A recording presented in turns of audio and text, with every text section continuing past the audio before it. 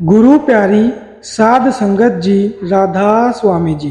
गुरु अमरदास साहब कहते हैं, उत्पत्ति परलऊ सबदे होवे, सबदे ही फिरी ओपत्ति होवे। सबकी पालना करने वाला और सबको फना करने वाला वह शब्द है। उसको धार कह दो, नाम कह दो, वह सच है, वह अद्वैत है। लेकिन जो कुछ मन ने बनाया है यह द्वैत है। यह बदलता है, वह नहीं बदलता, वह एक करंट है।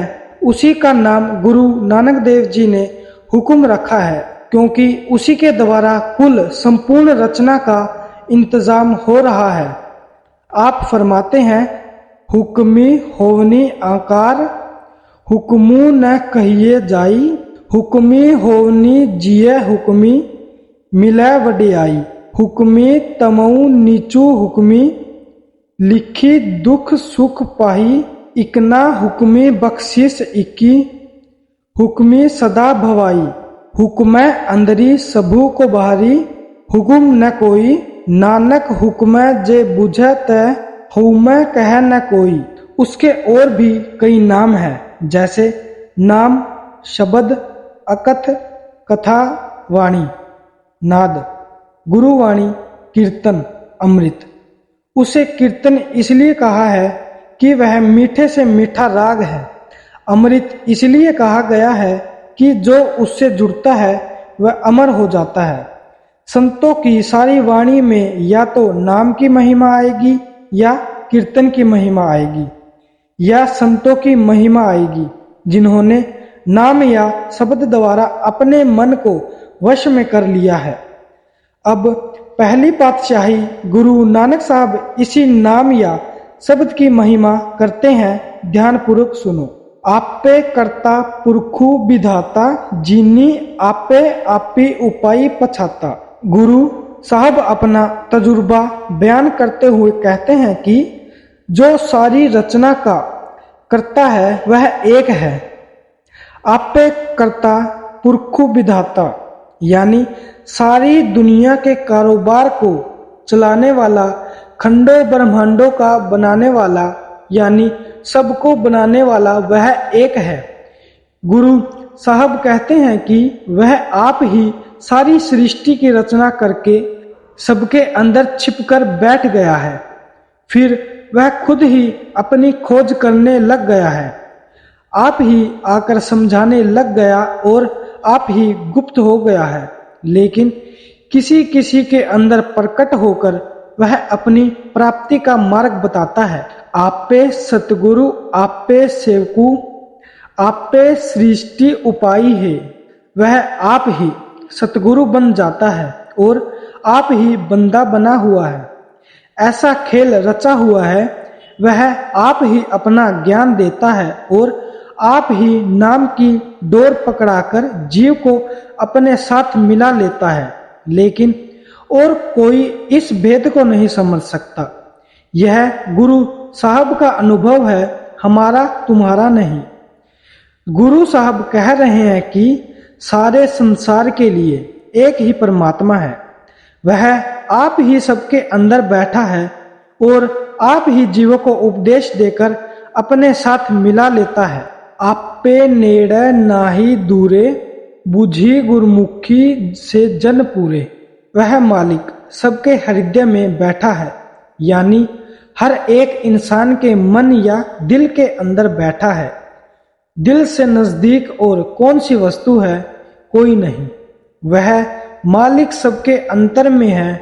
लोग व्यर्थ ही बाहर ठोकरें खा रहे हैं। आप कहते हैं कि भले लोगों, वह गुरु परमात्मा नजदीक से नजदीक है, कहीं दूर नहीं। पर ऐसे गुरुमुख बिरले ही हैं जो अपनी मति को छोड़कर किसी संत सतगुरु से उपदेश लेकर अंदर गए हैं। ऐसे गुरुमुखों के लिए ही वह मालिक नजदीक है।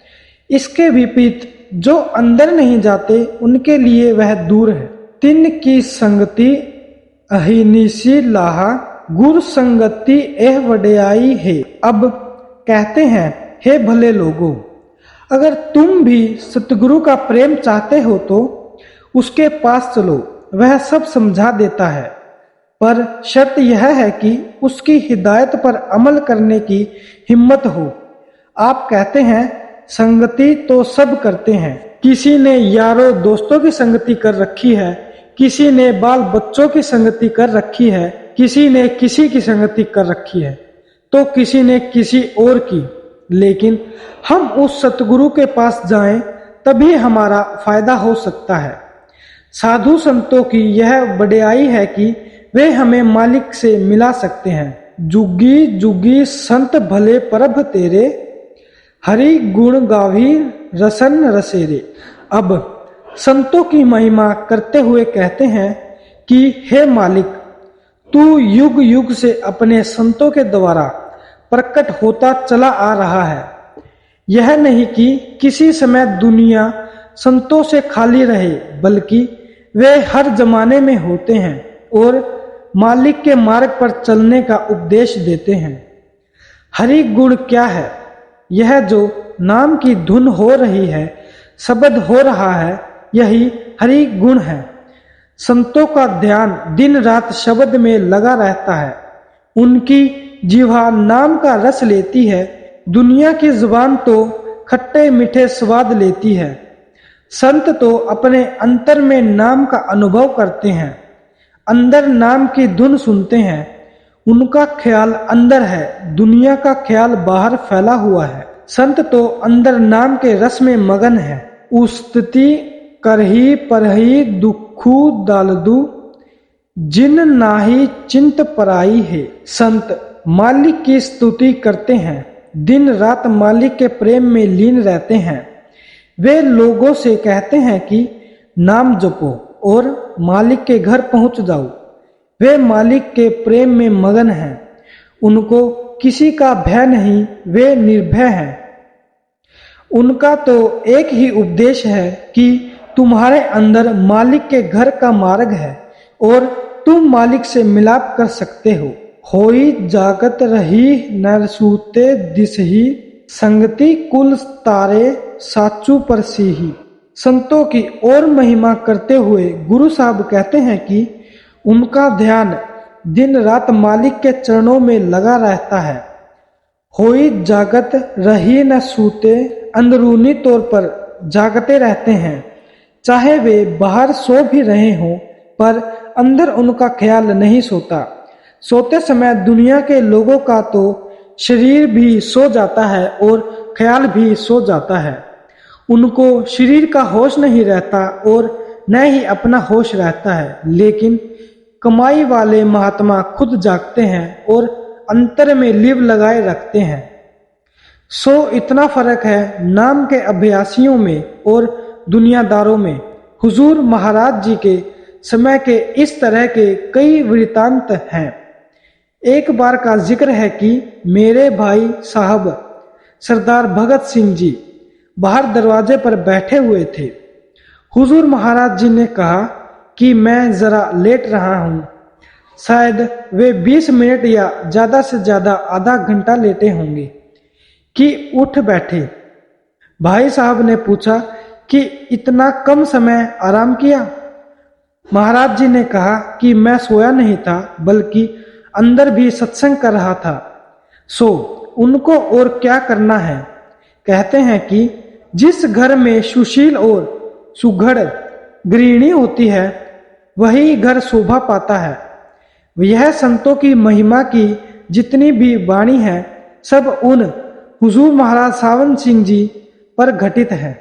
यह संतों की महिमा की जितनी भी वाणी है, सब उन पर घटती है।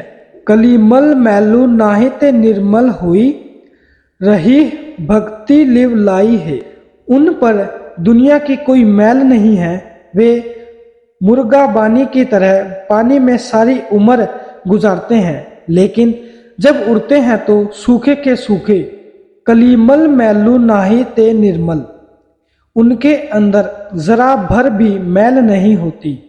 उनका प्रेम हमेशा मालिक और नाम के साथ लगा रहता है। इसके विपरीत दुनिया के लोगों का प्यार दुनिया के साथ लगा हुआ है। प्यार तो सबका ही लगा हुआ है। दुनिया के लोगों ने बाहर दुनिया की वस्तुओं में ध्यान लगा रखा है